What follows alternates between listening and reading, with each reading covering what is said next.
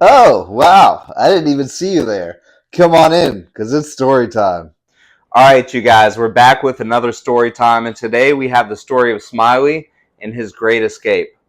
So, as I told you guys in the last story time about Athena, and I'll link that in the description, I used to have a jungle carpet named Cuddles. Now, Cuddles had a very interesting pattern on his head that really resembled a smiley face. And as I told you guys in the last video, when I gave Cuddles and Fluffy and my Corn Snake Princess away, I had basically regretted that for a long time. And basically, Smilie was almost my replacement for Cuddles. Smilie is kind of like Cuddles 2.0. Smilie is a coastal, and as you guys may see, Smilie has a beautiful smiley face right on top of his head. And I'll put a picture just in case you can't see it, but it's actually right here, pretty visible on top of his head. He has a cool like smiley face pattern right there.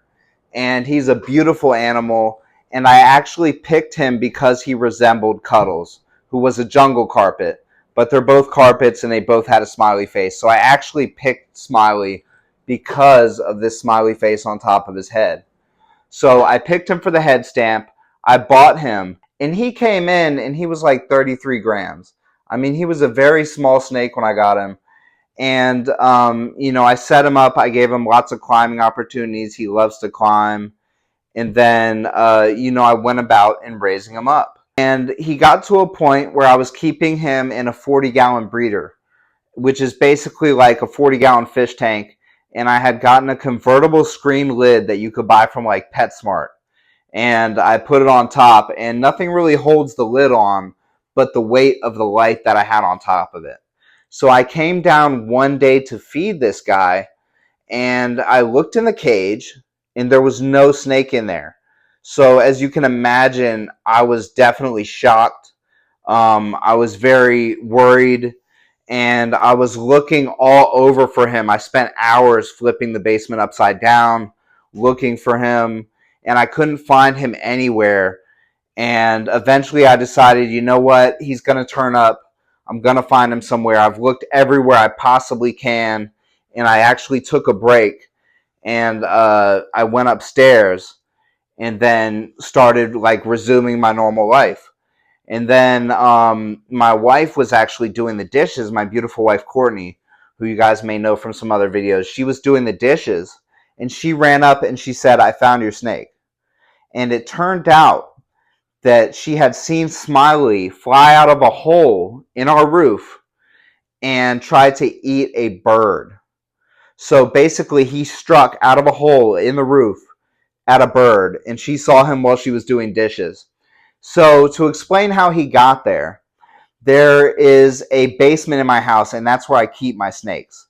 And in this basement, there's a part where there's like washing machines for clothes, and there's a part where there's like the hot water heater and stuff like that. And above that, there's actually a hole in the ceiling. So from the basement, and this is a 3-level house, a basement, a middle, and an upstairs, Smilie was able to track the scent that there was a bird nest in the roof. So from the basement, he went up through the middle level, through the top level, and into the roof. And he had actually eaten every bird in this nest. And I had to actually climb a ladder up to the hole in the roof where he was. And I actually, since it was feeding day, I had a rat thawed out. And I put the rat in front of the hole, and Smilie actually came out and bit it. I'm not going to do anything. It's okay. He's a little sensitive with his heat pits. But he actually came out and bit it, and he coiled it, and I actually pulled him out of the hole. And that was how I got him out. And he was actually so full that he actually dropped the rat when I pulled him out. He was just full of birds. And I could not believe that he had even escaped. I thought he was this scrawny snake that couldn't push this lid up. And he had grown into a robust, strong hunter, without me noticing. And he had eaten this entire bird's nest, basically.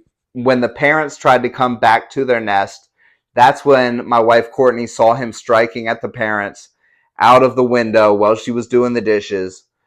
and that's how we actually found him. So this guy basically caused a lot of chaos.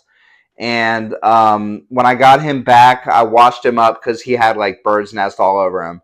And then I actually treated him with some Panicur just to make sure he hadn't gotten any internal parasites from the birds and stuff like that. I'll go ahead and link Panicur in the description. But yeah, so he basically had quite an excursion, and this guy is quite the escape artist. So I definitely think of him differently, and he went from being Cuddles 2.0 to he is really Smilie. He is his own animal with his own personality and his own story, and he is unique. He is no longer a replacement for anything else. He is his own animal. This guy is hilarious. So I thought you guys might like that story. Make sure all your cages are secure. Like you see behind me, I got a lot of PVC cages now and stuff like that. That are very difficult to escape out of unless I leave something open. So let me know if you guys like that story. Have you ever had a snake escape? Leave that in the comments. If you would like to read the book that I was reading during the intro to this segment, I'll link that in the description. It's a great book. And check out our partner Reptiles. Their links in the description. Show some love for the channel. Like, subscribe, comment, follow our socials. Those are in the description as well. You guys have a wonderful day.